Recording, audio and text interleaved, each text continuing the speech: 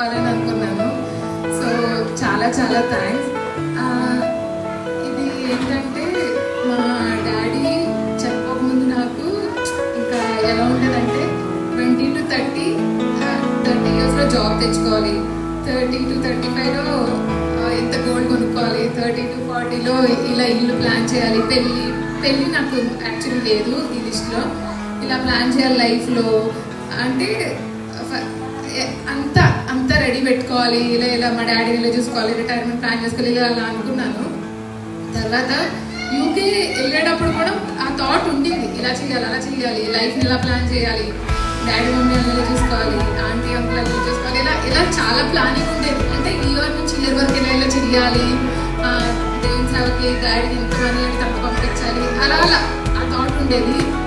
Once daddy చనిపోయిన call వచ్చింది, ఆ రోజు నా థాట్ మారిపోయింది. ఎందుకంటే నేను వచ్చి మా డాడీని చూసినప్పుడు డాడీ అలా పడుకొని ఉన్నారు. సో ఆ రోజు నేను డిసైడ్ అయ్యాను, మనం ఎంత సంపాదించుకున్నా ఏం తీసుకెళ్ళలేము మనం. డాడీ పడుకున్నప్పుడు చాలా మంది వచ్చి నాతో మాట్లాడుతున్నారు. అంటే చనిపోయాక చాలా మంది వచ్చి ఏం మాట్లాడారంటే మీ డాడీ మా కోసం ఇలా ప్రేర్ చేశారు, లేదంటే మీ డాడీ మాకు అంటే మీ డాడీ ఇలా ప్రేర్ చేసినప్పుడు మాకు ఇలా తగ్గింది, ఇవి చాలా మంది వచ్చి మాట్లాడారు. నాకు వాళ్ళు ఎవరో కూడా అసలు తెలీదు. మీ డాడీ వచ్చి మాతో కూర్చొని నేల తినేవారు, అది నేను ఎప్పుడు చూడలేదు. చాలా మంది అయితే నేను అసలు చూడలేదు కూడా. అలా మాట్లాడినప్పుడు నా మైండ్ సెట్ నాకు మారిపోయింది నిజంగా. ఓకే, మనం ఎంత ఇప్పుడు మామూలుగా చెప్తాను, మా డాడీకి ఇల్లు ఉంది, ఆ గోగుల్ మాట అన్న ల్యాండ్ ఉంది, చెరువులు ఉన్నాయి, కానీ మా డాడీ ఇంత కూడా ఏం తీసుకెళ్ళలేదు. మా డాడీ ఎవరినైతే ఈరోజు సంపాదించుకున్నారో ప్రేయర్స్, ఫ్యామిలీ, ఇప్పుడు ఎవరైతే ఉన్నారో, నేను మాట్లాడే బ్లడ్ రిలేషన్ గురించి కాదు, ఎవరైతే చర్చ్లో మా డాడీ ఫ్రెండ్స్ ఉన్నారో, ఫ్యామిలీ ఉందో, సో ఎవరైతే ప్రేయర్ చేశారో డాడీ, ఇదే డాడీ సంపాదించుకున్నారు. ఆ రోజు నా మైండ్ సెట్ మారింది. ఓకే, ఇది లైఫ్లో మనం ఎంత సంపాదించా కూడా మనం ఏం తీసుకెళ్ళలేము. అంటే ఇల్లు కొనాలి, ఇల్లు కొన్న వాళ్ళ గురించి తప్ప అనట్లేదు, నా మైండ్ సెట్ గురించి మట్టుకే నేను మాట్లాడుతున్నానండి. సో ఆ రోజు ఇంకా చెప్పాను, మనం దేనికి పరిగెత్తాల్సిన అవసరం లేదు, జాబ్ చేయాలి, డబ్బులు ఉండాలి, బతకడానికి డబ్బులు కావాలి.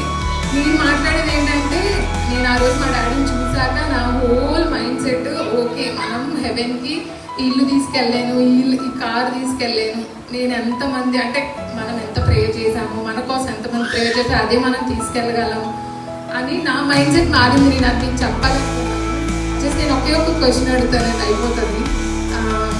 లోకంలో అన్నిటికన్నా ఏది శ్రేష్టమైందని మీరు అనుకుంటున్నారు? నేను దేవుడు, బైబిల్, బాప్టిజం ఇది కాకుండా ఎవరైనా చెప్తారా? మీ థాట్స్ మీరు చెప్పచ్చు. రక్షణ అవి కాదు, మామూలు కూడా చెప్పచ్చు. ఏదైనా లవ్ అండ్ అఫెక్షన్ కరెక్టే. బట్ నా మైండ్ సెట్లో నేనేం రియలైజ్ అని తెలుసా, నాకు వరల్డ్లో అన్నిటికన్నా బెస్ట్ ప్రార్థించే ఫ్రెండ్ అంటే ప్రార్థించే ఫ్యామిలీ. నేను నిజంగా రియలైజ్ అయ్యాను. ఎందుకంటే నేను ఎక్కడి నుంచి ఒక చిన్న ప్రేయర్, బేబీకి బాగాలేదన్నా, నేను ప్రెగ్నెంట్గా ఉన్నప్పుడు హోల్ 9 months చర్చ్ ఫ్రెండ్స్, నాకు తెలిసిన ఫ్రెండ్స్ అందరూ మెసేజ్లు పెడతానే ఉన్నారు, నేను నీకోసం ప్రేయర్ చేస్తాను. నేను ఆపరేషన్కి వెళ్తుంటే వందల మెసేజెస్ వస్తున్నాయి, బ్యూలా భయపడుకుని నీకోసం, అక్క అని, అక్క భయపడకు నేను నీకోసం ప్రే చేస్తాను, చెల్లి భయపడకు, అంటే like all over the world నుంచి నాకు మెసేజెస్ వచ్చినాయి, భయపడొద్దు. నేను అప్పుడు అనుకున్నాను, ఇదే కదా మనకు కావాలి, ప్రార్థించే ఫ్రెండ్ ఒకళ్ళు ఉంటే చాలు లైఫ్లో. ఒకళ్ళని కాదు, ఒక ప్రార్థించే ఫ్రెండ్ ఉంటే చాలు. ఫర్ సపోజ్ ఇప్పుడు తల్లి నేను ఫ్రెండ్స్ మామూలు చెప్తాను, తల్లి నేను కొట్టుకున్నాం అనుకోండి, ఫుల్ కోపం ఉంది. బట్ ఒకవేళ నాకు తల్లికి ఏదైనా బాగాలేదని తెలిస్తే అదంతా మర్చిపోయి నేను ప్రార్థన చేస్తాను. ఒకవేళ నాకు బాగాలేదని తెలిస్తే తల్లి ప్రార్థన చేస్తుంది. సో అదే క్రైస్తవ్యంలో ఉన్న బ్యూటీ, అదే అందం. అంటే ఎవరికి బాగాలేదన్నా వాళ్ళెవరో మనకు తెలియపోయినా కూడా, వాళ్ళు ఎక్కడ అమెరికాలో ఉండొచ్చు, ఎక్కడున్నా కానీ అందరూ ఇక్కడ మోకరించి ప్రేయర్ చేస్తారు, లేదంటే ఫోన్ ద్వారా అసలు వాళ్ళకి బాగాలేదంట అని. ఆ రోజు నేను రియలైజ్ అయ్యాను. అంటే నేను కూర్చుని ఆలోచిస్తున్నప్పుడు ఇవన్నీ అనిపించింది, ప్రపంచంలో అన్నిటికన్నా బ్యూటీ ఏంటంటే మన కోసం ప్రార్థించే వాళ్ళు మన చుట్టూ.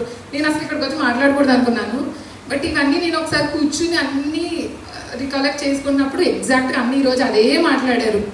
నేనేం చెప్పాలనుకున్నాను అన్ని ఎగ్జాక్ట్గా అవే చెప్పారు. సో సరే, నా థాట్ నేను షేర్ చేద్దాము. అన్నిటికన్నా అందమైంది, ప్రశస్తమైంది ఏంటంటే మన కోసం ప్రార్థించేవాళ్ళు. అంటే మామూలుగా బిడ్డకు బాగాలేదన్నారు అనుకోండి, అందరూ ప్రేయర్ చేస్తారు. పాపకు బాగాలేదంటే అందరూ ప్రేయర్ చేస్తారు. మన చర్చ్లో ఎవరికి బాగాలేదన్నా, మన చర్చ్లో కష్టం ఉన్నా ఎవరు అందరూ వచ్చి బాధలా ప్రేయర్ చేస్తారు. అలా ఎక్కడా చేయరండి. అంటే చెప్తున్నాను, అంత బ్యూటీ థింగ్ ప్రపంచంలో ఎక్కడా ఉండదండి. సో అదే నేను షేర్ చేయాలనుకున్నాను. Thank you so much. నా ప్రతి విషయంలో మీరు అందరూ ప్రేయర్ చేశారు, అందుకు చాలా చాలా థ్యాంక్స్ అండి. అదే ఇదే షేర్ చేయాలి.